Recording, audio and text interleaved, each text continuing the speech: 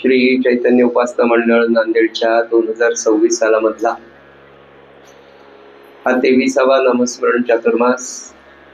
त्यामध्ये आज दिनांक 1 ऑगस्ट 2026 नामस्मरण दिन क्रमांक 8. या नामस्मरण चातुर्मासा उपक्रमांतर्गत सद्ग्रंथ वाचनामध्ये श्रीमद भागवतातल्या एकादश स्कंधावर शांतीब्रह्म श्री एकनाथ महाराजांनी निरूपित केलेलं जे एकनाथी भागवत आहे त्यातल्या 10व्या अध्यायातल्या 44व्या ओवीनंतरचा, म्हणजे या भागवता 10व्या अध्यायातल्या पहिल्या श्लोकावरच्या 44 ओव्यानंतरचा भाग आपण आज सद्गुरुनाथांच्या आणि नाथ महाराजांच्या कृपेने पाहण्याचा प्रयत्न करूया. यासाठी उपस्थित असलेल्या माता, बंधू, भगिनींच्या चरणी विनम्र अभिवादन करतो आणि आपल्या नित्याच्या निरूपण सेवेला आपण सुरुवात करू. सज्जनो, आपला विषय कालचा जो सुरू होता तो चित्त शुद्धीचा विषय सुरू होता. परमार्थ मार्गामध्ये अध्यात्म साधना करत असताना इतकी वर्ष आपण अनुग्रह घेऊन झाले, इतकी वर्ष आपण आपल्याला जमेल तशी उपासना, नामसाधना, आपल्या सद्गुरूंनी दिलेलं जो काही परिपाठ असेल तो करण्याचा आपण निश्चित प्रयत्न करत आहोत. आणि हा सगळा प्रयत्न करत असताना सुद्धा आजच्या तारखेला मागे वळून पाहिल्यानंतर डोळे झाकून जेव्हा आपल्या अंतःकरणामध्ये आपण पाहतो तेव्हा कितीसं समाधान आपल्याला मिळालंय, हा आत्मचिंतनाचा विषय आहे. हा ज्यांनी त्यांनी स्वतःच सेल्फ असेसमेंट करायचं आहे, केलेलं आहे, करत आहोत. आणि या पुढच्या मार्गावर आपल्याला परमार्थाच्या पुढे ढकलण्याचं काम सद्गुरू आपले नित्य करत असतात.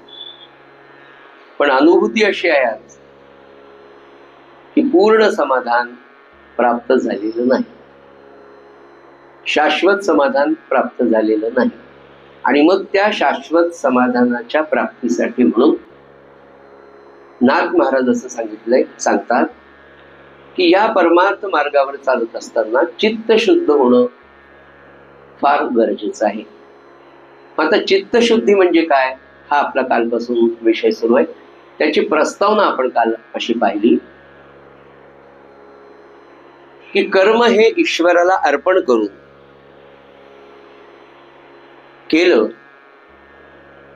तर दृश्यावर जे आपलं मन गुंतलेलं आहे किंवा अखंडपणे गुंतलं, थोडं झालं की पुन्हा, थोडं झालं की पुन्हा ते तिकडेच वळतं, दृश्याकडेच जातं, दृश्य विश्वाकडे जातं, प्रपंचाकडे जातं.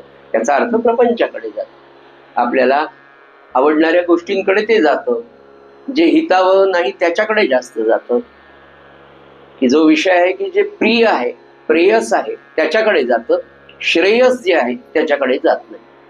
आणि त्या श्रेयसाकडे जाण्यासाठी म्हणून जो मार्ग आहे ते म्हणाले की प्रत्येक कर्म ईश्वराला अर्पण करून सद्गुरूला सांगून, सोप्या भाषेत आपल्या सद्गुरूंच्या सान्निध्यात. मग त्यांच्या सान्निध्यात म्हणजे काय, तर त्यांच्या कानावर. आणि दुसरी गोष्ट, नंबर 2ची गोष्ट अशी की ते आहेत, ते आहेत, ते पाहत आहेत, ते मला नित्य पाहत आहेत. मी काय करतो, मानस पूजा केल्यानंतर आपण आपल्या हृदयामध्ये, आपल्या अंतःकरणामध्ये भगवंताला, आपल्या सद्गुरूंना स्थिर करतो. आणि मग जर स्थिर केलं तर मग ते 24 तास माझ्या बरोबर आहेत, माझ्या अंतःकरणामध्ये आहेत, तर ते माझी प्रत्येक गोष्ट निहाळत आहे. याची जाण आपल्याला आहे का, हा विचार माझ्यासारख्याला करणं गरजेचं आहे, मला असं वाटतं. आणि ती जर जाण असेल की ते पाहत आहेत, ते आहेत, ते आहेत, ते आहेत, हेच तर अखंड अनुसंधान. आणि मग ते आहेत असं जर माझ्या मनात नित्य असेल तर माझ्याकडनं नाथ महाराज म्हणाले तसं निषिद्ध कर्म होणं शक्य नाही. मग होतं का निषिद्ध कर्म, नित्य होत. आठविले नाही कधी चित्त चिंती द्रव्यधारा, आणि पापाची गणना नाही नित्य करीतो व्यभिचारा, असं त्या अभंगामध्ये म्हटलं. ही मानवीची, ही भवरोग्याची खूप. मग असं का होतं, असं होण्याचं कारण मी विसरतो, मी त्या मोहाला बळी पडतो.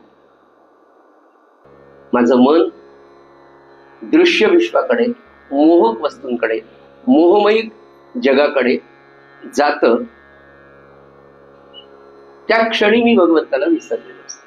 जोपर्यंत तुम्ही भगवंताच्या नामात, त्याच्या अनुसंधानात, त्याच्या स्मरणात, त्याच्या आठवणीत आहात, तोपर्यंत तुमच्याकडनं होत नाही. ज्या क्षणी तुम्ही विसरता त्या क्षणी, म्हणजे ह्या दोन गोष्टी इतक्या सहजतेने एकाच वेळेला घडतात की मन तिकडे धावतं, की त्या क्षणी तुम्ही भगवंताला विसरता का भगवंताला विसरला म्हणून तिकडे मन जातं. हा पुन्हा संशोधनाचा विषय. मूळ सूत्र महाराज म्हणाले की तुम्ही विसरलात, तुम्ही मला विसरलात, नामाला विसरलात की लगेच तुम्ही काम्य भावनांकडे जाणार. नाही आज जाऊच पिक्चरला, नाही हॉटेलिंगलाच जाऊ, अहो चातुर्मास आहे म्हणून ते निदान नाही, श्रावण महिना तरी 4 महिने नाही जमत तर निदान 30-31 दिवस तरी पाळा. नका खाऊ कांदा लसूण, आपण इथपर्यंतच बोलतो नाही का, नका खाऊ कांदा लसूण.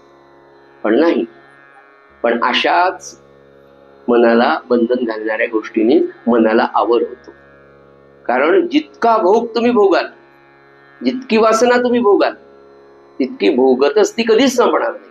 आणि चित्तशुद्धीचा जो विषय आहे तो इथेच आहे की ते काय म्हणाले की असं ईश्वरार्पण कर्म केल्यानंतर दृश्यामधून सुख मिळेल ही जी मूळ आपली भावना आहे ती हळूहळू कमी होईल.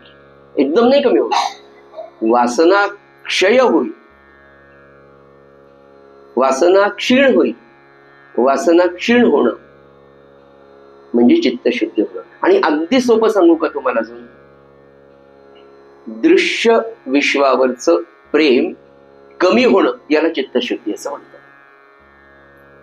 चित्तशुद्ध होणं म्हणजे दृश्य विश्वावरचं आपलं प्रेम कमी होणं. या दृश्य विश्वावरच्या प्रेमाची पातळी कमी होणं, प्रेम कमी होणं याला चित्तशुद्ध होणं असं म्हणतात. त्याला अगदी सोपा शब्द अजून एक सांगतो की वासनेचा क्षय होणं, हळूहळू कमी होणं, एकदम नाहीच. आणि ते योग्य नाही, हळूहळू होईल. एकदम डायबिटीसच्या माणसाला एकदम सगळे पदार्थ बंद केले जाईल, फार चिडचिड करतो. ते म्हणजे तुम्ही इतकं करेक्ट कसं काय सांगता, स्वानुभव.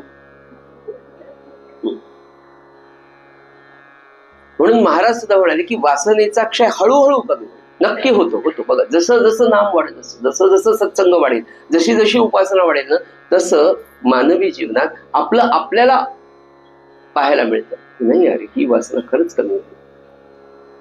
आणि त्या वासनांचा क्षय होणं याला चित्तशुद्ध होणं असं नाथ महाराज सांगतात. मग आता नाथ महाराज चित्तशुद्धीविषयी एवढं सांगतात की दृश्यावरचं प्रेम कमी होणं, त्याची आसक्ती कमी होणं, त्या वासना हळूहळू लयाला जाणं, क्षीण होणं, आणि क्षीण होऊन क्षय होणं, संपणं, असं होत असताना यामध्ये बिघाड कोण आणतं? म्हणजे पहिले आपण ऑब्स्टॅकल पाहून मग उपाय पाहू, नाही का? की बाबा तुला आता सध्या ते फार जोरात आहे नीटचं आणि JEEचं आहेच, काही लागेल तुला ते करायचं ना, ते पहिले तुझे ऑब्स्टॅकल्स कोणते आहेत? क्रिकेटची मॅच, 2020, पिक्चरला जाणं, व्हॉट्सअप खूप वेळ पाहणं. खरे चांगले विद्यार्थी जे असतात ना सज्जनो, ते बरोबर स्वतःला व्यवस्थितपणे आवर घालतात. एक विद्यार्थी होता आपल्या नांदेडमध्येच होता आमचा विद्यार्थी, प्रथमेश नावाचा. पहिल्या 4 वर्षापूर्वी 580 मिळाले, ओपन कॅटेगरी. मिळालं नाही. आई बाबांना म्हटलं, परिस्थिती गरिबीची साधारण परिस्थिती आहे, बाबांना म्हटलं बाबा प्लीज मला 1 वर्ष द्या, मी निश्चित मार्ग. 514 का काय मार्क त्याला पडेल. इतका छान अभ्यास केला, अतिशय क्रिकेट त्याला आवडायचं. 2020च्या शेवटच्या 5 ओव्हर्स प्रत्येक वेळेला पाहायचं. उपासनेपुरता फक्त खाली यायचा, उपासना झाली प्रसाद हातावर घेतला की अभ्यासाला बसायचा. 17, 18 तास त्या लेकराने अभ्यास केला. 514 वरून 608 मार्क गव्हर्नमेंट मेडिकलला झाला.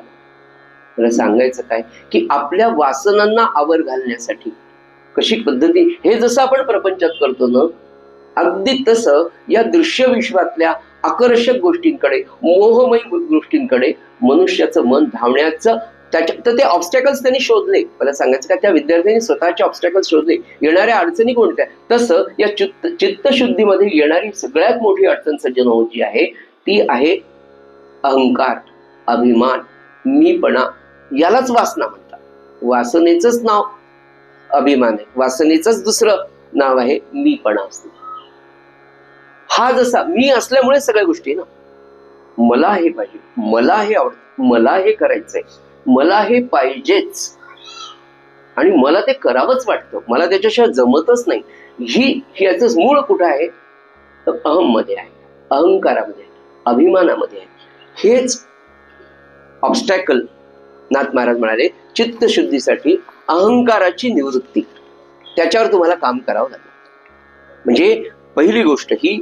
आणि दुसरं अजून एका अगदी सोप्या शब्दात सांगू का तुम्हाला, याच्यावर उपाय काय? मग आता हा झाला एक ऑब्स्टॅकल, अहंकार कमी. चित्तशुद्धीसाठीचे उपाय काय? नाथांनी एवढंच सांगितलं की दृश्य विश्वावरचं प्रेम कमी होत जाणं याला चित्तशुद्धी असं म्हणतात. महाराजांनी अजून सोपं करून आपल्याला सांगितलं की या चित्तशुद्धीसाठी उपाय त्यांनी 4 सांगितले. पहिला उपाय नाथ महाराजांनी सांगितला तो असा आहे धर्माचरण, धर्माचं आचरण करावं. आपण आपल्या वाटेला जे विहित कर्म आलं, आपण जे कोणी आहोत, कोणाचे आई, कोणाचे बाबा, कोणाचे काय, त्या सगळ्या नात्यांना, कर्तव्यांना, त्या पोझिशनला पहिल्यांदा न्याय देणं, धर्माचरण करणं. दुसरं म्हणाले सत्संगती. धर्माचरण, सत्संगती, नामाचा अभ्यास. आणि चौथी गोष्ट नाथ महाराजांनी तिथे आपल्याला सांगितली आणि ती म्हणजे भगवत भक्ती. या 4 गोष्टी नियमितपणे जर आपण आचरण केल्या तर चित्तशुद्धी व्हायला वेळ लागत नाही. याच्या पुढे अजून एक सोपा उपाय आपले महाराज सांगतात प्रवचनामध्ये. आणि महाराजांनी सांगितलं की 90 दिवसामध्ये तुमची चित्तशुद्धी होऊ शकते. 90 दिवसात. महाराज म्हणाले 3 महिन्यात चित्तशुद्धी होईल.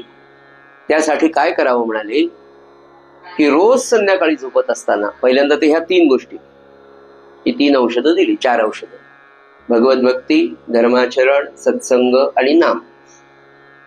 बर, हे सगळं करत असताना याची आठवण ठेवून संध्याकाळी रोज निसताना आपल्या सद्गुरूंसमोर म्हणा, कुलदेवतेसमोर म्हणा, तुमच्या उपास्य देवते ज्याला तुम्ही मानता, आपण इथे सगळे अनुग्रहित मंडळी आहोत, ज्या प्रत्येकाला सद्गुरू आहे, तेव्हा रोज संध्याकाळी झोपताना एक 5 मिनिटं शेवटची अगदी निजायच्या वेळेला मनाने आपल्या सद्गुरूंचे चिंतन करावं. देवघरात म्हणा, आपल्या अधिष्ठानासमोर उभं राहावं आणि प्रामाणिकपणे सकाळी उठल्यापासून संध्याकाळपर्यंत आपण नाम आणि सत्संगाविषयी काय काय केलं आणि त्याच्या व्यतिरिक्त आपण रोज काय केलं याचा पाढा आपल्या सद्गुरूंसमोर सांगावा. आणि महाराज म्हणाले असं 3 महिने जर तुम्ही केलं, आज सांगितलं इतक्याची निंदा केली, तितक्याची निंदा केली, उद्या संध्याकाळी बरोबर असं वाटतं की काल जास्त झाली होती बघा, काल 10 लोकांची केली होती, निश्चित उद्या 5 वर येतो, 3ऱ्या दिवशी 2 वर येतो, 4थ्या दिवशी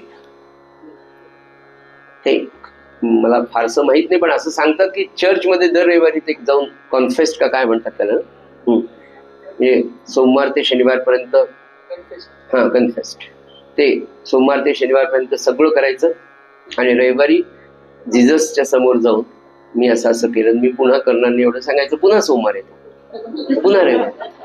खरं म्हणजे तसं अपेक्षित नाही बरं, तसं अपेक्षित नाहीये त्यांच्यात. धर्म कोणताही जरी असला तरी ते अपेक्षित नाही. मग चित्तशुद्धीसाठी हा एक उपाय सांगितला. हे सगळं 3 महिने केल्यानंतर खरंच आपलं चित्त शुद्ध झालं की नाही हे कसं तपासून पाहायचं हे महाराज पुन्हा सांगतात. मला सांगा किती किती उत्तम प्रकारच्या नोट्स आहेत या, कुठेतरी मिळतील का आपल्याला? त्या फक्त संत सद्गुरूच देऊ शकतात. पुढे म्हणाले हे सगळं केल्यानंतर तुम्ही तुम्हाला तपासून पहा. तर थर्मामीटर असतं की नाही आपल्या घरी आजकाल, पॅरासिटामॉल डोलो घेतल्या, सकाळ संध्याकाळ घेतल्या, उद्या सकाळी किती टाकलं थर्मामीटर जिवेखाली, 103 102, चला बरं आहे, 102 99. हे जसं आपण पाहतो तसं आपलं अंतःकरण, आपलं चित्त शुद्ध झालं का नाही हे पाहण्यासाठी महाराज सांगतात की आपल्याला कसं स्वतःला असं वाटतं की आपण सुखी असावं, आपल्याला सगळ्या गोष्टी मिळाव्या, आपण आनंदी असावं, असं सगळं जग सुखी असावं असं वाटणं. असं तुम्हाला वाटतं का सांगा? माझंच 2 मजली घर असावं आणि त्याची झोपडीच असावी आणि बरंच बांधलं तुम्ही घर चांगलं. काय लोकांची परिस्थिती, बोलण्याची सुद्धा पहा तुम्ही. बाप्पा कुठून घेतला हा ड्रेस, बोलण्याची पद्धत सुद्धा कशी असते बघा. मला सांग, मला काही निंदा करायची नाही बरं, मी सांगतो की हे समाजामध्ये आपल्याला पाहायला मिळतं. अंतःकरण असं, अरे वा काय छान घर, वा फारच सुंदर, किती छान तुमचा मुलगा नीटला का एम्सला लागला, अरे वा वा छान. मी जसा सुखी असावं अशी जी भावना असते, अशी भावना सगळ्यांविषयी असणं की सर्वे म्हणून, तर अशी भावना असेल तर तुम्ही चित्तशुद्धीकडे आहात किंवा चित्तशुद्धी तुमची बऱ्यापैकी झाली, पूर्ण नाही. आणि मग याच्या पुढची पायरी जी आपण नित्य करतो ती म्हणजे सगळं जग सुखी असावं, माझ्या जवळचे नवे नवे, माझ्या सगळ्या प्रांतातले. मग माऊलींची आठवण येते, त्यांची विश्व प्रार्थना की जो जे वांछील तो ते लाहो. आणि आपल्यासाठी सांगितलंय की सगळं जग सुखी असावे म्हणून रोज प्रार्थना करावी. सर्वेपि सुखिनः सन्तु सर्वे सन्तु निरामयाः सर्वे भद्राणि पश्यन्तु मा कश्चित् दुःखमा. अशी भावना रोज असावी, रोज असावी. आणि ही भावना करत असताना रोज आपल्याला ज्यांचा राग येतो, ज्यांचा आपण खरंच द्वेष करतो, असतं बरं का, किती तुम्ही गप्पा मारा, किती गंध लावा, किती बुक्के लावा, आत म्हणजे एखाद्याचा राग असतोच. असतो. अहो मला कसा म्हणजे आपला हा जो मानव जन्म आहे हा किती कोट्यानुकोटी जन्मानंतर, अहो स्वतः थोरले महाराज म्हणाले कोट्यानुकोटी जन्म घेईन करीन तुझे पादसेवन. म्हणजे आपले कोट्यानुकोटी जन्म झालेले आहेत. भगवान स्वतः म्हणतात की अर्जुना तुझा माझे 1000 जन्म झाले.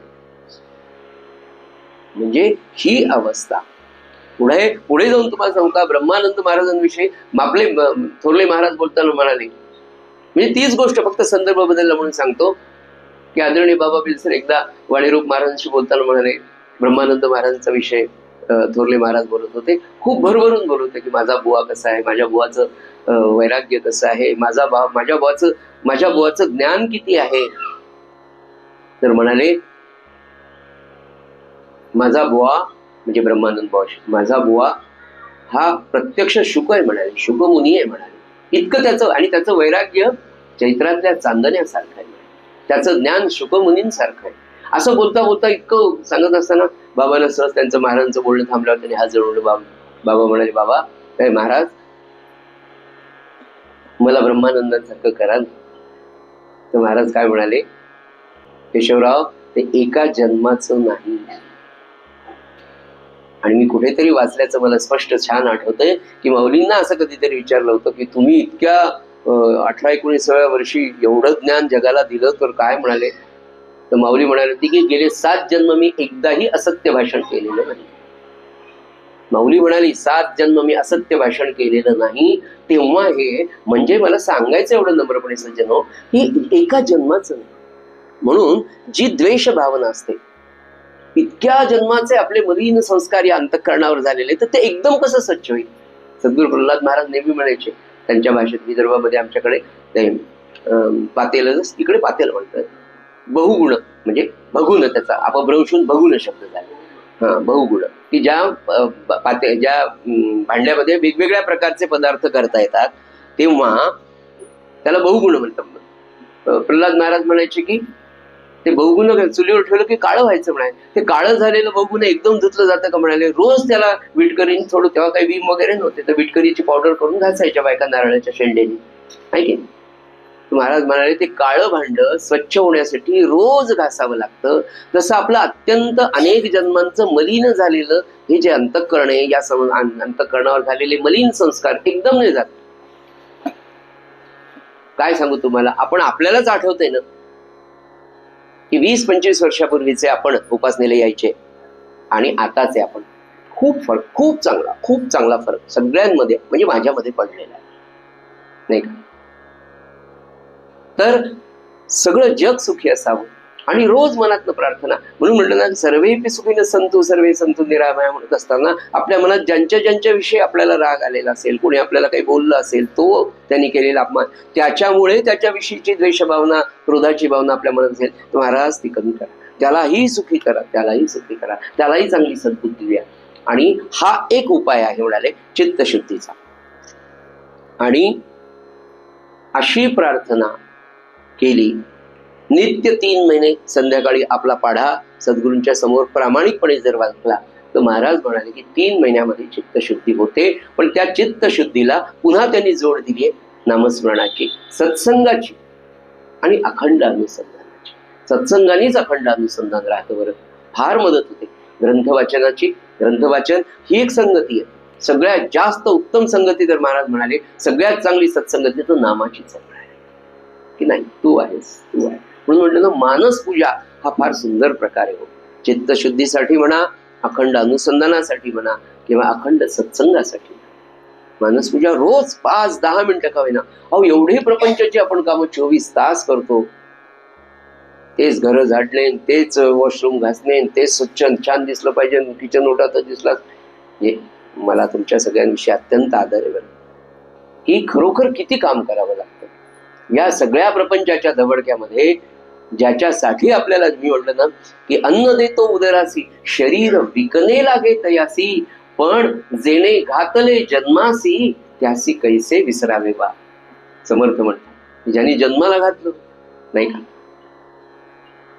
एवढंच केलं. एक साडी जर भावाने घेतली तर आपण किती त्याचे कौतुक करतो. नवऱ्याने घेतले, 4 तोळ्याचं मंगळसूत्र घेतलं, 7 तोळ्याचं घेतलं, त्याच्याविषयी बोलतो. पण मंगळसूत्र घालण्यासाठी दिलेला गळा आणि नाकात घालण्यासाठी दिले काय मोरडी का काय असेल त्याच्यासाठी दिलेलं नाक, कान, डोळे, आणि ज्या मुखाने आपण त्यांची स्तुती करतो त्या मुखाने नाम आपलं किती होतं, हा विचार आपल्या सगळ्यांना करणं गरजेचं आहे. कारण आपल्याला या मार्गावर चालायचंय सचिन. असा हा चित्तशुद्धीचा. आणि पुन्हा चित्तशुद्धी. आज अगदी मी महाराजांच्या कृपेने मला इतकं सुंदर सगळं मिळालं, इतक्या छान गोष्टी संत महात्मे सांगून जातात सज्जनो. खरंच सापडणंही कठीण आहे, समजणंही कठीण आहे, सांगणं कठीण आहे, आणि सगळ्यात जास्त कठीण आहे आचरण. या चित्तशुद्धी विधी बोलताना ते म्हणाले की वासना म्हणजे तरी काय, तर म्हणाले मीपणा आहे. आणि हा मनुष्याचा शत्रू आहे. हा जो मीपणा आहे ना, खरोखर आपला शत्रू. म्हणून ते म्हणाले ना, तुझ्या जीवन, वामनराव सद्गुरू वामनराव पंचाचं एक वाक्य, प्रत्येक संतांचं एक छान वाक्य असतं बघा. वामनराव पंचाचं वाक्य आहे, तूच तुझ्या जीवनाचा शिल्पकार. त्याचं खालचं वाक्य मनातल्या मनात म्हणजे अंड कंसामधलं आहे की खरे शत्रू आपणच आपले. आळस उदास नागवण, आळसे करंटेपणाच्या खुणा, समर्थाने म्हटलंय. या आळसाने किती 5:30ची वेळ झोपले मस्त, 7 वाजेपर्यंत गेली मानस पूजेची वेळ. एक वेळ आपणच ठरवलेलं, मग का साधत नाही. आपण ठरवू, रिकामी वेळ ठरवा की ना मी हे झालं की मानस पूजेला बसलो. तसं ते म्हणाले, हा मीपणा, हा आळस, हा करंटेपणा हा आपला शत्रू आहे. आणि तो करतो काय हा मीपणा, तर तुमच्या आनंदावर विरजन घालतो. आनंदावर विरजन घालतो. अगदी छोट्या छोट्या म्हणजे प्रापंचिक गोष्टीमध्ये सुद्धा तुम्हाला कळतं की अरे मी त्याला असं बोलायला नको होतो, बोललो, झालं, त्या माणसाचे संबंध बिघडले आपले. मीपणाने आपण बोलून जातो, अहंकाराने आपण बोलून जातो, आणि आनंदावर त्याचं विरजन पडतं. आयुष्यभर ते खंत तुमच्या, की मी एक शब्द त्यांना त्या लग्नामध्ये बोललो, आमच्या व्याही बोला, त्यांनी आमच्याकडे व्यायचं सोडून दिलं, झालं. ती खंत माणसाची. हे जर प्रपंचात आहे, अगदी परमार्थामध्ये असंच आहे की हा मीपणा मनुष्याच्या आनंदावर विरजन घालतो. आणि दुसरं म्हणाले, चित्ताला समाधान न मिळण्याचं कारण काय असेल, तो वासनाच आहे. चित्तशुद्धीकडे जाताना आपल्या चित्ताला समाधान का मिळत नाही, महाराज म्हणाले, त्याचं कारण पुन्हा वासनाच. किती किती मला सांगा ना, म्हणजे अगदी खाणं पिणं लिहिणं या सगळ्यांच्या बाबतीमध्ये अखंड वासना आपल्या मागेच लागलेली. आणि ती जर तृप्त नाही झाली, म्हणजे अगदी सकाळी तुम्हाला चहा करून देणार, दिलाच नाही, झालं 10 तासभर राग लागला, हाताने करून घेतला, काय बिघडलं. पण तो नाही मिळाला तर आनंदावर विरजन आहे. आणि आनंदाचं कारण काय त्या विरजन पडण्याचं, तर मीपणा. का दिला, का दिला. सामान्यपणे प्रापंचिक जीवनात दुःखाला इतक्या वेळेला मला पाहिजे ते त्या वेळेला नाही मिळालं, मनुष्य किती दुश्चित्त होतो. आणि महाराजांचं कालच्या का परवाच्या प्रवचन आहे की माझा माणूस दुश्चित्त झाला की मला लगेच कळतो म्हणाला, आणि मी विचार करतो आणि मग हा दुश्चितपणा कुठून आला आणि तो शिष्य मला दिसतो म्हणाले, आणि मग मी अस्वस्थ होतो. आपल्या सद्गुरूंना आपण अस्वस्थ करावं का? आपल्या वागण्याने ते दुश्चित्त, आपल्या दुश्चितपणाने त्यांना जर त्रास असेल, महाराज म्हणाले आनंद आहे. अरे कोणतीही परिस्थिती, महाराज म्हणाले कोणत्याही परिस्थितीमध्ये तुम्ही आनंदात राहा. किंबहुना ते असं म्हणाले, ज्या परिस्थितीत भगवंतांनी आपल्याला ठेवलं त्या परिस्थितीत आपण समाधानातच राहिलं पाहिजे आणि खालच्यांकडे पाहिलं पाहिजे. अगदी काहीच नसेल, तुमच्याकडे खायला भाकरी नाही, अशी जरी परिस्थिती असेल तर विचार असं करावा की माझे सगळे अवयव तर शाबूत आहे. असे अवयव नसलेले लोक किती आहेत जगात. आणि फारच वैषम्य वाटत असेल तर दर आठवड्याला 15 दिवसाला एखाद्या मोठ्या हॉस्पिटलच्या ICU मध्ये जाऊन यावं. ज्यांना बॅगा लागलेल्या आहेत, ज्यांना हात उचलता येत नाही, ज्यांचे डोळे गेलेले आहेत, काय परिस्थिती असेल, ज्यांना बोलता येत नाही, मग तेव्हा लक्षात येतं अरे आता बोलता येत नाही, जेव्हा बोलता येत होतं तेव्हा नामच घेतलं नाही. अशी परिस्थिती तर परमात्म्याने आपल्यावर आणलेली नाही. म्हणून ते म्हणाले की वासनेचा जोर इतका विलक्षण असतो की तो शेवटच्या क्षणापर्यंत सोडत नाही. म्हटलं तुम्हाला कालचा जो मुद्दा आपला होता की अंतकाळी वासना कोणती कधी वर येईल, कारण जीवनामध्ये इतक्या आयुष्याच्या या एवढ्या स्पॅनमध्ये इतक्या वासनांमध्ये आपण गुंतलेलो सज्जन, आणि त्या वासनांचा क्षय म्हणजे चित्तशुद्धी आहे. नाथ महाराजांनी याच्यावर फार भर दिलेला आहे. नाथ महाराजांनी चित्तशुद्धीसाठी हे सगळं आपल्याला सांगितलं. पुढे म्हणाले ज्याने वासनेला जिंकले त्याच्यावर खरी भगवंताची कृपा आहे. आणि या वाक्यावर सगळ्यांनी विचार करावा. नाराज होण्याचं कारणच नाही. आपण शून्यावर होतो, आज सद्गुरूंच्या कृपेने, नामस्मरणाने, सत्संगाने, उपासनेने आपण 0 वरून 100 पर्यंत जायच्या. कुठे आहोत हे आपल्याला नक्कीच माहिती. कोणी 50 वर असेल, कोणी 60 वर असेल, कोणी 75 वर असेल, कोणी 25 वर असेल, पण आपण 0च्या पुढे आहोत तेवढं तर निश्चितच आहे. निदान निषिद्ध कर्म तरी आपल्याकडनं होत नाही, त्या तरी आपल्या वासना नाही. ही खरी त्या भगवंताची आपल्यावरची असलेली कृपा आहे. आता ही कृपा वाढवणं आपल्या हातात. भगवंत सगळ्यांकरता एकदाच पाऊस पाडतो, पण जो शेतकरी पावसाच्या पूर्वी शेत चांगलं नांगरून ठेवून घरी बी आणि खत आणून ठेवतो, आणि ज्यांनी नांगरलेलं नाही त्याच्याही शेतात पाऊस पडतो, त्याच्यात तण येतं, मग त्यांनी ते तण विकून 10 रुपये विकावे. ज्यांनी उत्तम पेरलेले त्यांनी लाखो रुपये कमवावे. कृपा त्या परमात्म्याच्या पावसासाठी ती अखंड सुरू आहे. फक्त ती आपण किती घ्यावी हे आपल्या कर्मावर, आपल्या प्रयत्नांवर अवलंबून आहे. म्हणून ते म्हणाले की ज्याने वासनेला जिंकले त्याच्यावर कृपा झाली. आता आपला सगळ्यांचा एक प्रश्न आहे की वासना कशी जिंकायची. आतापर्यंत आपली सारखी धावपळ त्याच्यासाठी चालली, आपण प्रयत्न करत नाही असं नाही. पण संत महात्मे सांगतात की वासना जिंकावी असं वाटत असेल तर त्या वासना जिंकण्यासाठी भगवंताच्या नामात राहण्यासारखा उपाय, त्यांनीच ती जिंकली जाईल. वासना जिंकण्यासाठी उत्तम उपाय जर कोणता असेल तर नाथ महाराज म्हणाले भगवंताच्या नामाचा अभ्यास जितका जास्त कराल तितका लवकर ताप कमी होईल. भवताप जो आहे वासनेचा ताप. वासना न ठेवता कर्म करणं, पुढे अगदी सोपं त्यांनी सांगितलं की ज्याला हे साधलं की वासना न ठेवता कर्म जर केलं तर त्याला संन्यास असं म्हणतात. वेगळा संन्यास घ्यायची गरजच नाही. घरामध्ये राहून तुम्ही संन्यासासारखे, आणि त्याच्यासाठी अगदी सोपं उपाय पुन्हा महाराज म्हणाले की आपल्याच घरामध्ये आपण पाहुण्यासारखं वागावं. ज्याला हे साधलं, काल परवाच्याच महाराज म्हणले की छोटी मुलं आणि रिटायर्ड झालेली माणसं मला फार आवडतात. पुन्हा त्याच्यावर एक कंडिशन आहे, स्टार आहे तिथे. रिटायर्ड झाल्यावर आपल्या घरात आपण मेल्यासारखं राहावं. मीपणाने मरण. मेल्यासारखं राहावं म्हणजे मीपणाने. तुमचा नंबर आंघोळीला शेवटी. चिडचिड करायची नाही. झालं का सगळ्यांचं, जाऊ का स्नानाला, मी हळू आवाजात विचारायचं. मी लेक्चरर होतो, मी कलेक्टर होतो, मी तहसीलदार होतो, संपला. 31 डिसेंबर 2025. आपल्या बाबतीत बोलू आपण, दुसऱ्यांपेक्षा बोलू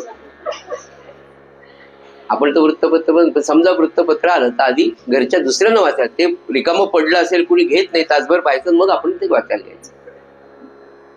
म्हणजे काय, खरंच मी पण नाही, मी कोणीच नाही, फार अवघड आहे सज्जन. पण अभ्यासाने, नित्य स्मरणाने, सद्गुरूंच्या सांगण्याच्या आज्ञेचं पालन करायचं या विचाराने जर आपण राहिलो ना, की नाही मला आता कोणासाठी, माझा मालक, नोकरी संपली, का म्हणाले महाराज असं सेवानंतर? त्यांना अपेक्षित आहे की अरे तुझा आता फक्त मालक बदललाय, आता आपले मालक ते आहेत आणि आपण ते आपले बॉस, आणि आता आपली त्यांची सर्व्हिस आहे. त्यांना काय आवडतं, त्यांचं काय काम आहे? अखंड नामात राहणं, अखंड सद्विचारात राहणं, अखंड अनुसंधानात राहणं, ही त्यांनी दिलेली ड्युटी, ती आपण करायची. आणि कर्म कसं करायचं, तर सद्गुरू अर्पण म्हणून करायचं. चला महाराज आज भाजी, आंबे आणायला गेले, मनासारखे आंबे मिळाले की नाही, पुन्हा आले विषय आंब्यावर, काय करता का? आंबे मिळाले त्यात जाताना सांगू हापूस आंबा आणायचा, मिळाला नाही, आल्यावर सांगायचं हापूस मिळाला नाही, केशर घेऊन आलो, आपलं काम संपलं. आणि अशा नित्य सांगण्याने खरोखर सज्जन हो, महाराजांना जे अपेक्षित आहे ना चित्तशुद्धीसाठी, की मी करता ही भावना मेल्याशिवाय आणि राम करता ही भावना आल्याशिवाय तुम्ही सुखी होणार नाही, हे यांनीच जमू शकतं, की माझं नाहीच, माझं नाहीच. आणि खरोखर असा सगळ्या आपल्यापैकी अनेकांनी हा अभ्यास इतका छान केला आणि त्याचे उत्तम रिझल्ट आपल्या सगळ्यांना आज तागायत नवे नवे शेवटच्या क्षणापर्यंत आपल्याला याचे उत्तम रिझल्ट कायम मिळणार. का? तर ते भगवंताचं शाश्वत वचन आहे, आश्वासन आहे. महाराजांनी दिलेले त्यांचे जे बोधवचन आहे, ती बोधवचन नाही, ती शाश्वत आश्वासन आहे. तुम्ही फक्त त्या मार्गावर चला चित्तशुद्धीसाठी. आणि शेवटचा आता एक मुद्दा सांगतो या चित्तशुद्धीसाठी, की ज्याची वासना संपली ना, मग तिथे फक्त आनंद आहे, नाही काहीच नाही. असं होतं का? 100% होतं. मी हे जवळून पाहिलेलं आहे. अनेक उत्तम नामसाधकांच्या जीवनात जवळून जाऊन पाहिलेलं. काहीच मागणं नाही, नाम, अखंड नाम, अखंड नाम. सकाळी उठल्यापासून तर रात्री निजेपर्यंत नाम, त्यांची वासनाच नाही. दिला चहा, बरोबर, छान. कॉफी आणू का? बघा जमलं तर. नाही दिले तर मागायचं नाही. संत मागत नाही पाणी. मी असे गृहस्थाश्रमी संत पाहिलेत, पांढऱ्या कपड्यातले मी संत असे पाहिले, मागण्याची वृत्तीच नाही. दिला आनंद, नाही दिला. किती आपल्या पोटचा पोरगा भेटायला आला का? अरे वा, बरं निघतो, बरोबर निघा, तुम्ही तुमचे काम करा. अरे आला ना, आता थांब, 2 दिवस राहिला असताना डोळ्यात पाणी. प्रेम नाही का? प्रेम आहे. सज्जनो, हे सामान्य गृहस्थाश्रमी माणसं सुद्धा साधू शकतात. फक्त एक भगवंताचं नाम त्याला घट्ट धरून जर राहिलं ना, म्हणून ते जे वाक्य आहे ना, तुम्ही फक्त नाम घ्या, सगळ्या अवस्था नामाने येतील. महाराज म्हणाले ध्यान, योग, योग, सगळ्या अवस्था तुम्हाला नामात येतील. सपाटून मनापासून त्या नामाला घट्ट धरा. आणि सज्जनो, हाच अभ्यास करण्यासाठी म्हणून आपण हा नाद भागवताचा विचार गेली 3-4 वर्ष आणि पुढचे 10 वर्ष आपण करणार. महाराज म्हणाले एक ग्रंथ घ्यावा. महाराजांनी सांगितलं धनेश्वरी घ्या, नाद भागवत घ्या, समर्थांचा दासबोध घ्या. म्हणाले तुम्हाला यातला जो ग्रंथ आवडेल तो एक ग्रंथ घ्या आणि आयुष्यभर त्याचा रोज थोडा थोडा थोडा अभ्यास करा. त्याच्यावर विश्वास ठेवा आणि त्या ग्रंथाला नमस्कार करून, तो संतच तो ग्रंथ आहे, ते त्याची वाङ्मयीन मूर्ती आहे. जशी भगवद्गीता भगवंतची वाङ्मयीन मूर्ती आहे, नाथ भागवत ही नाथांची वाङ्मयीन मूर्ती आहे. ग्रंथराज दासबोध हे समर्थच आहे. माझी काया आणि वाणी गेली म्हणाल अंतःकरणी, परी आहे मी जगज्जननी निरंतर आहे. दासबोधाला नमस्कार करून तुम्ही गेलं, काहीच न समजणाऱ्याला सुद्धा समजतं, काही न समज. एक बाई तर होते, त्यांना दासबोध वाचताच येत नाही. 2 लेकरं पोटाशी आणि यजमान गेले, पण यजमान रोज ग्रंथराज दासबोध वाचायचे. झाले 14 दिवस झाले, 15 दिवस झाल्यावर सगळे पाहुणे निघून गेले. 2 लेकरं आणि ती बाईचा प्रपंच बिचारीचा काय दान असेल विचार करा. 2-4 घरचे कामं करावे, पण आपल्या नवऱ्याची ही जी पोथी आहे याच्यावर त्यांची श्रद्धा होती. आणि ते सांगत होते, अगं ग्रंथराज दासबोधाला नमस्कार कर, हे समर्थ आहे. नवऱ्याच्या सांगण्यावर पूर्ण विश्वास ठेवून तिने रोज नमस्कार करावा. आता नवरा गेला, ग्रंथ तर वाचता येत नाही. झोपताना 2 लेकराला दोन्हीकडून घ्यावं, त्या ग्रंथराज दासबोधाला उशाशी घ्यावं, त्याला नमस्कार करावा आणि समर्थाला समर्था मला सांभाळा असं म्हणून निजाम जीवनातल्या अत्यंत कठीण प्रसंगातून वेळोवेळी समर्थांनी त्यांना सांभाळलं. ग्रंथराज दासबोध वाचता येत नव्हता तर फक्त त्या ओव्यावरून बोटं फिरवायचे, श्रीराम जय राम जय जय राम एक ओवी, श्रीराम जय राम जय जय राम दुसरी ओवी. अंतकाळी समर्थ दर्शनाला, अंतकाळ जेव्हा आहे तेव्हा समर्थ येऊन घेऊन गेले याचा अर्थ अंतकाळ त्यांचा समर्थांनी दर्शन देऊन चालले. काय ग्रंथ शक्ती असते सजन. हे भावनेच्या भरात नाही बरं. आपण सगळे श्रद्धावान असल्यामुळे वेगळं तुम्हाला फार सांगायची गरज नाही, याची मला जाण आहे.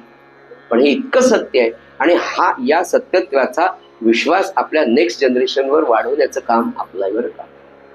नाही तर प्रापंचिक दृष्ट्या आपली मुलं जर धार्मिक निघाली नाही तर प्रपंच त्यांना जन्म देऊन आपण फेल्युअर आहोत असं आहे. आपली मुलं सन्मार्गावर लावणं हे प्रपंचातलं आद्य कर्तव्य आणि ते सुद्धा धर्मकार्य आहे आणि ते सुद्धा उपासनाच आहे की आपल्या मुलांना आपल्या उपास्य देवतेवर, आपल्या सद्गुरूंवर विश्वास, श्रद्धा, निष्ठा निर्माण करण्याचं काम आई बाबा आपणच करू शकत असतो. विषय असा चालला होता की नाथ महाराज पुढे म्हणाले की ही चित्तशुद्धी म्हणजे दृश्य विश्वावरचं प्रेम हळूहळू कमी होणं, यालाच ते म्हणाले चित्तशुद्धी असं म्हणतात, वासनाक्षय असं म्हणतात. पुढे म्हणाले की चित्त शुद्ध होऊ लागलं की अजून काय होतं म्हणाले, तर म्हणाले की खरा विवेक आणि वैराग्य हळूहळू जागृत होत. विवेक आणि वैराग्य, खरं सांगतो सज्जन हो, कळत सुद्धा नाही आपल्याला की अरे आपण कसे विवेकी व्हायला लागलो, आपल्यात कसं वैराग्य हळूहळू यायला लागलं. हे ना खरोखर तुम्हाला मी सांगतो, सत्संग जे शब्द महाराजांनी लिहिला ना, जे 4 मुख्य उपके, भगवत भक्ती, धर्माचरण, सत्संग आणि नाम, यातला सत्संग हा जो शब्द आहे ना, हा सर्व व्यापक या 4ही मुद्द्यांशी, धर्माचरणाशी आहे, भगवत भक्तीशी आहे, नामाशी पण. जेव्हा आपल्याला आपल्या परंपरेमध्ये एखादं पारायण केलं किंवा एखादी साधना दिली जाते, त्यातलं एक पारायण असतं. आपल्या सगळ्या अनेक परंपरा, दत्त संप्रदायामध्ये गुरुचरित्राचं पारायण, अष्टोद्धारक स्तोत्राचं पारायण, 14व्या अध्यायाचं पारायण, समर्थांच्या याच्यामध्ये दासबोधाचं पारायण आहे, सद्गुरू लीलामृतचं पारायण आहे, रामानंद महाराजांच्या पोथीचं पारायण पडलं. एक कोणता तरी ग्रंथ निष्ठेने घ्यावं आणि त्याची पारायण जेव्हा आपण खरंच करतो ना, त्या पारायणाच्या नित्य पारायणाच्या आईनी ती कथा ऐकून आपल्याला कथा काय माहीत नसते, कथा माहीत असते, पण सगळ्यांचा हा अनुभव आहे की प्रत्येक पारायणामध्ये, प्रत्येक अध्यायातल्या, प्रत्येक समासातल्या, प्रत्येक ओवीचा प्रत्येक वेळेला वेगळाच अर्थ आनंददायी असा कळतो. अरे इतकी पारायण मी केली, ही ओवी तर मला अशी कळलीच नव्हती कधी. याचा अर्थ काय की अगदी सूक्ष्मपणे ते अंतःकरणामध्ये तुमच्या भिनत असतं. जशी डायबिटीसची गोळी दिली की ती बरोबर हळूहळू सगळीकडची शुगर कमी करते ना, केवढी गोळी असते हो. बीपीची गोळी पहा, अगदी छोटी असते, पण 6.5 फुटाच्या देहाचं बीपी कंट्रोल करण्याचं सामर्थ्य जर एवढ्या गोळीमध्ये राहत असेल. महाराज म्हणाले नाम तुम्हाला दिसायला 13 अक्षरी दिसतं, 18 अक्षरी दिसतं, 6 अक्षरी दिसतं, 9 अक्षरी दिसतं, पण ते पूर्ण शरीरावर अंतर्बाह्य काम करतं. रामानंद महाराजांच्या पोथीच्या 15, 17, 18, 50, 113 पारायणानंतर काय अनुभूती असेल त्या व्यक्तीची ना, ती तिनेच सांगावी की अरे मी कसा वैराग्यशील झालो, कसा विवेकी वागायला लागलो. म्हणजे कितीतरी स्त्रियांनी असं सांगितलं की आमचे हे, म्हणजे आता विषय आपलाच घ्यावा, म्हणजे आपल्या मंडळी, बापरे काय होते आता 90% नाही, पारायण, फक्त पारायण. खरं सांगतो, विकारांवर कार्य करणार जर काही असेल तर भगवंताचं नाम आणि पारायण असेल. विनोदाचा विषय आपण बाजूला ठेवूया, पण सारखं सिद्धांतिक बोललं ना तर असं हे होतं, मला पाहावं लागतं. आपल्या समोर जर कोणी जांभळी दिली तर किती वाईट वाटतं, त्याच्यासाठी इथे बसून पाहावं. खरोखर एखाद्याच्या आपल्या समोरच्या व्यक्तीच्या मनामध्ये आपल्याविषयीची सद्भावना निर्माण तुम्ही वागून नाही करू शकत, पैसे देऊन नाही करू शकत. त्याचं मन तुमच्याविषयी चांगलं करण्याचं काम फक्त नाम आणि पारायण करू शकतं. तसं हे जसं समोरच्याच्या बाबतीत आहे तसं स्वतःच्या व्यक्तिगत अंतःकरणाच्या बाबतीत सुद्धा काम, क्रोध, लोभ, मोह, मत्सर, मद हे सगळे ना हे बरोबर अखंड नामाने अखंड पारायणाने निश्चितपणे बनत. आणि म्हणून ते म्हणाले चित्तशुद्धी झाली आणि ती होण्याचे का पहिले 4 उपाय भगवत भक्ती, सत्संग, नामस्मरण आणि धर्माचरण या 4 उपायांनी चित्तशुद्धी होईल. चित्तशुद्धी झाल्यानंतर भावना अशी की सगळे सुखी असावे आणि सगळे सुखी असावे हाच विवेक. आणि मग वैराग्य त्याच्यासाठी काय असेल तर मी इतरांसाठी झटणं. इथून वैराग्याला मला वाटतं सुटून नाही, दुसऱ्यांसाठी मी काहीतरी केलं पाहिजे. आणि त्या वैराग्याची सुरुवात अगदी छोट्या मुद्द्यापासून होते आणि ती हळूहळू वाढत जाते. नाही आहे ते छान आहे, दिलं महाराज तुम्ही, खूप आहे खूप आहे. सगळ्यात महत्वाचा जर पारायणांचा आणि वैराग्याचा होणारा आपल्या व्यक्तिगत प्रापंचिक जीवनात की जे आहे ना त्यात आपल्याला समाधान नसतं. ते समाधान मिळावं असं वाटत असतं, पण ते समाधान मिळण्यासाठी लागणारी वैराग्याची वृत्ती फक्त सत्संगाने, पारायणाने, नामाने, उपासनेनेच येते सज्जन. आणि ज्याच्या जीवनामध्ये विवेक आणि वैराग्य आणि पुन्हा पुन्हा नम्रपणे सांगतो ही सगळी उपासना, सगळ्या संतांची चरित्र, पारायण हे सगळं कशासाठी करायचं तर आपल्या जीवनामध्ये, संतांच्या जीवनामध्ये इतके कठीण प्रसंग आल्यावर सुद्धा त्यांच्या जीवनात जे विवेक त्यांनी वापरला, त्यांच्या जीवनात जे वैराग्य त्यांनी मिळवलं, त्यांच्या जीवनात त्यांनी जी शांती मिळवली ती आपल्याला मिळवायची. म्हणून हे सगळं हा प्रपंच आहे आपल्याला. आणि हे जर मिळालं नाही तर किती किती मोठे लोक आहेत मला सांगा, किती श्रीमंत आपण तो कुठेच नाही. आपल्या सगळ्यांना भूक जी आहे ती शाश्वत समाधानाची, शांतीची आणि त्याचा सोपा. आणि याच्या विरुद्ध म्हणजे जगात जर आपण पाहिलं तर अतिशय प्रसिद्धीला पावलेले, अतिशय धनाढ्य असलेले लोक आहेत. फोर्ब्स दरवर्षी लिस्ट जाहीर करते जगातल्या श्रीमंत व्यक्तींची, पण त्यांची व्यक्तिगत जीवनचरित्र जर आपण पाहिली तर अतिशय कर्तृत्ववान माणसे. त्याबरोबर जेव्हा आपण इकडे संतांची सगळी चरित्र पाहतो, त्यांची आर्थिक परिस्थिती पाहतो, त्यांची प्रसिद्धी पाहतो, त्यांना मिळालेली सुख समृद्धी पाहतो, या दोहोंमध्ये किती फरक आहे. आणि त्याच वेळेला एक मोठा फरक दोघांमध्ये दिसतो. इकडे सगळी ऐश्वर्य जगातली त्यांच्याकडे आहे की बायकोच्या एका वाढदिवसाला 350 कोटी रुपयाचं विमान प्रेझेंट देणार आहे एक उद्योगपती. आणि संत तुकाराम महाराज जगद्गुरु त्यांची पहिली पत्नी अन्न मिळालं नाही म्हणून गेली. अन्न करत त्यांनी देह ठेवला. त्या तुकोबारायांच्या जीवनातलं समाधान आणि अत्यंत धनाढ्य असलेल्या जगातल्या उद्योगपतीचं असलेलं समाधान याची तुलनाच होऊ शकत. म्हणून मानवी जीवनामध्ये सज्जनो आपल्याला जो विवेक वापरायचा तो हा वापरायचा की इकडे हे मिळालंय. आणि महाराजांनी इतकं सुंदर सांगितलंय. महाराज काय म्हणाले की तुम्हाला जे आज वाटतं की मला हे मिळाल्यावर समाधान मिळेल, मला हे मिळाल्यावर आनंद मिळेल, ते ज्यांना ज्यांना मिळालंय त्यांच्या जीवनात समाधान आहे का? दुसरं म्हणाले मला हे मिळाल्यावर नाही आता ना हे झालं ना की आम्ही नामालाच हे करणार आणि चातुर्मास घेणारच. फक्त आता हिचं लग्न झालं ना, त्याचं लग्न झालं, त्याचा पोरगा झाला ना की मग आम्ही ठरवलंच की 108 पारायण करायचे आणि चातुर्मास घ्यायचा. महाराज म्हणाले काहीतरी प्राप्त झाल्यावर मी नाम घेईल असं म्हणणारा कधीच नाम घेत नाही, असं स्पष्ट वाक्य महाराजांचं. म्हणजे काहीतरी मिळाल्यावर महाराज म्हणाले तुम्हाला जे वाटतं की त्याच्याकडे गाडी बंगला आहे, मग मला जेव्हा गाडी बंगला मिळेल तेव्हा मी नाम घेईल, ते म्हणाले तुम्ही कधीच घेणार नाही. कारण ज्याच्याकडे गाडी बंगला आहे असे किती लोक जे नाम घेतात. म्हणून पुन्हा महाराजांनी मिळालं मला दुसरं काही सांगता येत नाही खरं, पण मला जे सांगता येतं ना मला असं वाटतं महाराजांचंच आहे. आणि तेच खरं जीवन आवश्यक आहे, तीच खरी जीवन मूल्य, तीच खरी जीवन निष्ठा आहे आणि तेच खरं जीवनात शाश्वत समाधान देणार. त्यांच्यावर महाराज म्हणाले की ज्याच्यावर भगवंताची कृपा आहे ते कसं म्हणतील माझी कृपा आहे. ते म्हणाले ज्याच्यावर भगवंताची कृपा आहे त्याच्याच मुखात नाम येतं.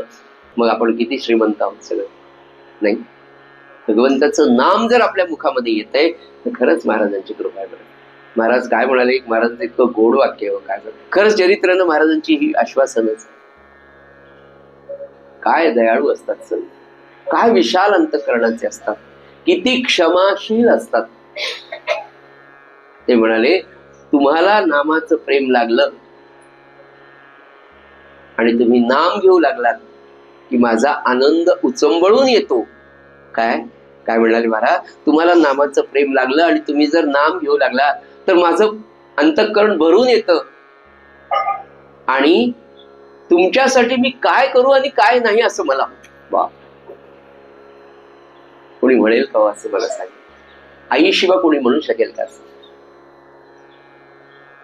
ते प्रेम आपल्याला लागावं म्हणून आयुष्यभर ज्यांनी स्वतःचा देह तन मन धन सगळं आपल्यासाठी झिजवलं. काहीच न करुणी प्राणी असं म्हणतात ना, ते निदान आपण काही वेळ तरी काहीच करू नये म्हणजे नामाशिवाय.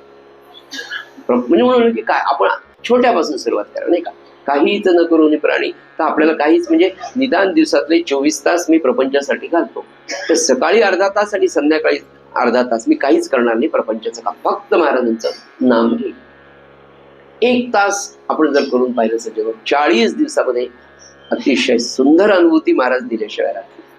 पुन्हा पुन्हा मी 40 दिवस सांगतो, या शरीराला आणि या मनाला एक विशिष्ट सवय लागण्यासाठी 21 किंवा 40 दिवसाची, सामान्य कोणाला 4-7 दिवसात लागेल कोणाला, म्हणून ते म्हणतात नाही 14 दिवस 21 दिवस 40 दिवस जे आपल्याकडे ठरलेल्या सगळ्या गोष्टी, 1.25 महिना 40 दिवस, की त्या मनाला आणि त्या शरीराला बैठकीची आणि नामाची सवय लागण्यासाठी तेवढा पिरियड आवश्यकच आहे. अँटीबायोटिक्स 3 दिवसाचे 5 दिवसाचे घेतल्याशिवाय जर व्याधी कमी होत नाही तर ही आधी ज्याला आपण म्हणतो मानसिक जी झालेली ती कमी व्हायला तर काही आपल्याला पिरियड द्यावाच लागेल. म्हणून ते म्हणाले की या दृश्यामध्ये न गुंतता जेव्हा आपण अशा प्रकारचं काम करायला लागू तर विवेक आणि वैराग्य अतिशय लवकर लवकर तुम्हाला प्राप्त होईल. आणि विवेक आणि वैराग्य सज्जनो एकदा प्राप्त झालं ना की मानवी जीवनात खऱ्या आनंदाला सुरुवात होईल. याचं कारण काय, एक घटना घडली, सुखाची असो दुःखाची, विवेकाने जेव्हा विचार करतो तेव्हा त्या सुख दुःखाची बाधा होत. दुःखाची बाधा तर होत नाही असं आपण म्हणतो, पण कधी कधी हर्षवायू होऊ शकतो, पण दुःखाची बाधा मात्र कायम असते. आपल्या जीवनात इतक्या वेळेला दुःख आपल्याला आलंय पण आपल्याला दुःखाची सवय कधीच होत नाही. सुख इतक्या कमी वेळा मिळाल पण सुखाचीच ओढ जास्त आहे. त्याचं मूळ कारण त्या सुखाचे आपण अंश आहोत, त्या भगवंताचे आपण अंश आहे आणि तो भगवंत सुखरूप आहे म्हणून सुखाची अपेक्षा आपल्याला जास्त आहे.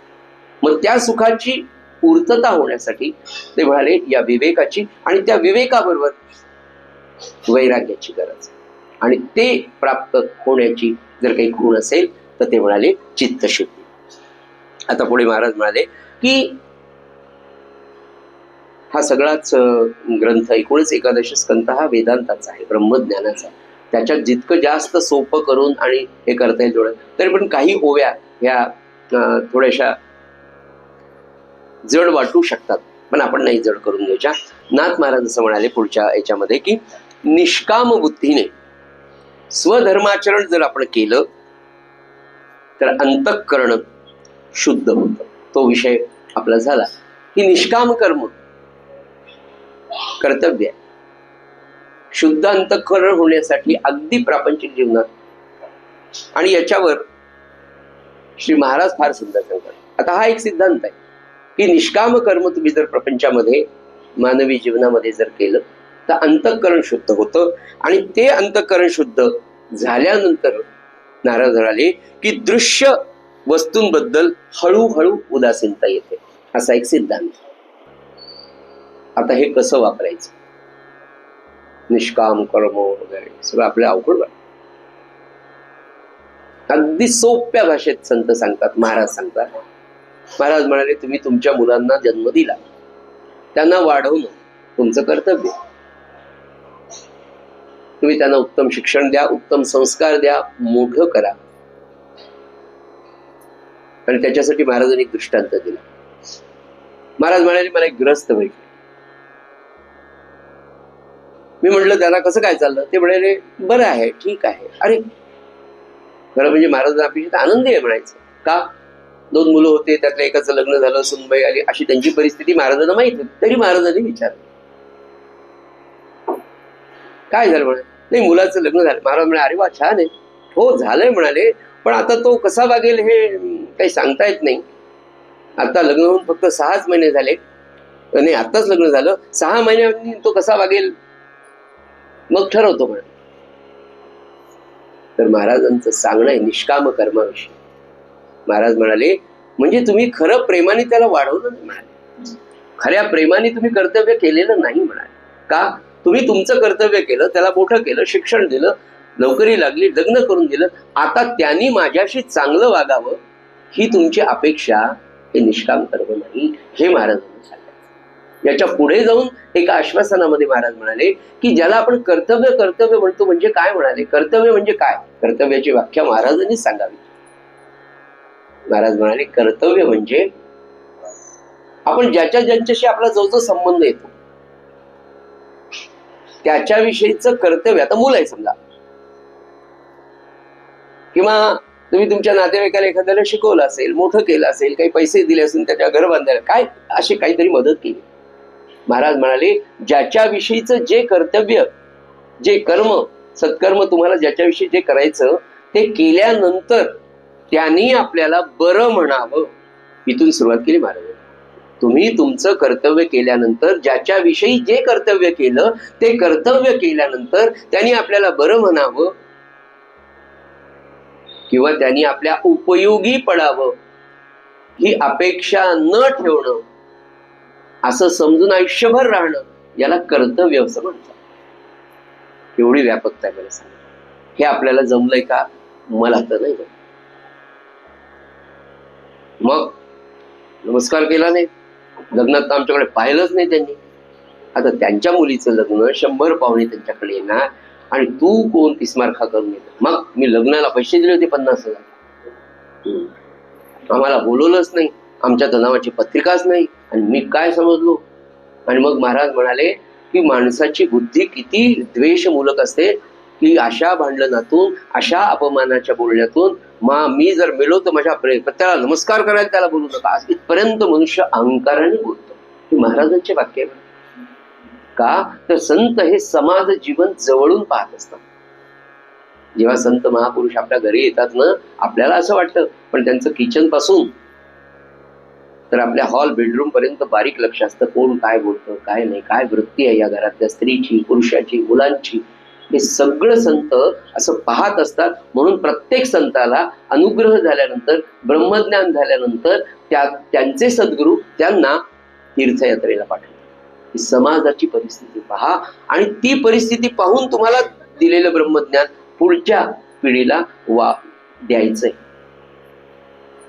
महाराज म्हणाले हे कर्तव्य नाही. म्हणून नाथ महाराज जे सांगतात की निष्काम बुद्धीने कर्म करा. आपण केलं म्हणून जुनी पिढी जी आपली होती, आपल्या सगळ्यांच्या की सगळी घरातली मोठी माणसं म्हणायची काय बाबा परमात्म्याने आमच्याकडून करून घेतलं बा, असं म्हणायचं. जमलं, त्याच्या कृपेने जमलं, बायकोची साथ मिळाली, जमलं, आम्हाला एवढं करता आलं, मी केलं असं म्हणायचंय. त्यांनी बुद्धी दिली, त्यांनी पैसा दिला, म्हणून आमच्या हातावर एवढं कार्य चांगले झाले बरं, असं म्हणे.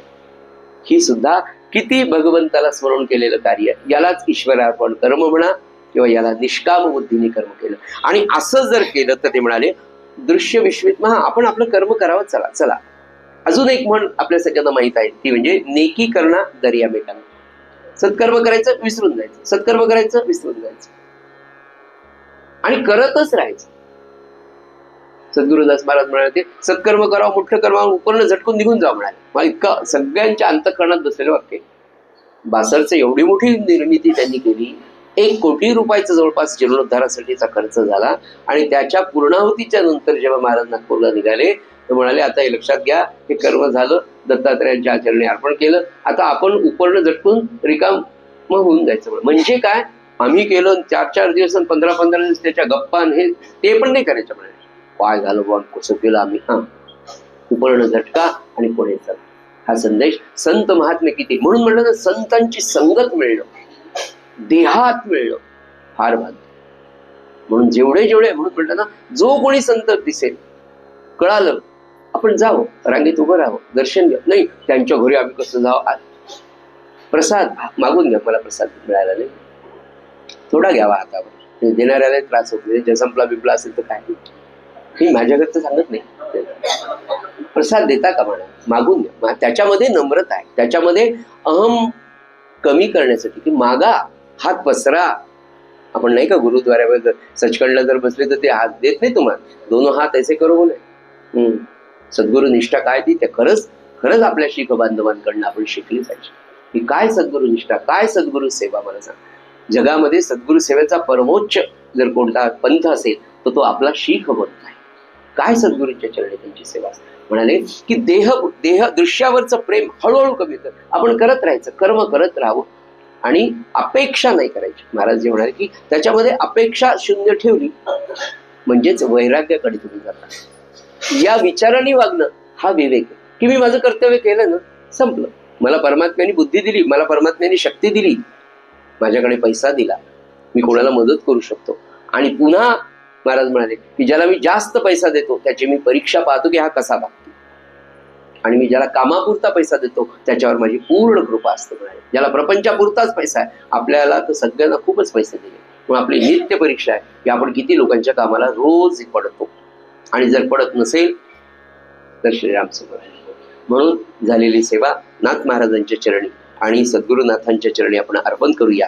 आणि नित्याची नाथ महाराजांची जी प्रार्थना आहे सज्जनो, की मानवी जीवनात खरोखर केव्हाही तुम्ही खचून जाऊ नका. मानवी जीवनात प्रपंचात अनेक प्रश्न येतील, त्या सगळ्या प्रश्नांची उत्तरं ज्या अभंगामध्ये आहे, तो अभंग आपण 4 महिने या प्रार्थनेचा म्हणून देतो. ती प्रार्थना करूया. श्रीराम समोर. आवडीने भावे हरी नाम घेसी, आवडीने भावे हरी नाम घेसी, तुझी चिंता त्यासी सर्व आहे, सर्व आहे. आवडीने भावे नको खेद करू कोणत्या गोष्टींचा, नको खेद करू कोणत्या गोष्टींचा, पती लक्ष्मीचा जाणत से, जाणत से. आवडीने भावे सकल जीवांचा करीतो सांभाळ, सकल जीवांचा करीतो सांभाळ. तुझ मोकरीला ऐसे नाही, ऐसे नाही.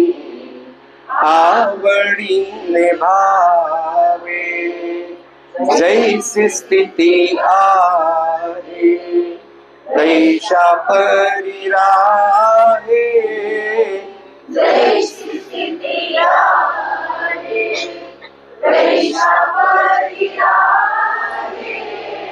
कौतुक पाहे संचिताचे, संचिताचे. आवडीने भावे एका जनार्दनी भोग प्रारब्धाचा, एका जनार्दनी भोग प्रारब्धाचा. हरी कृपे त्याचा नाश आहे, आहे आवडीने भावे हरी नाम घेसी तुझी चिंता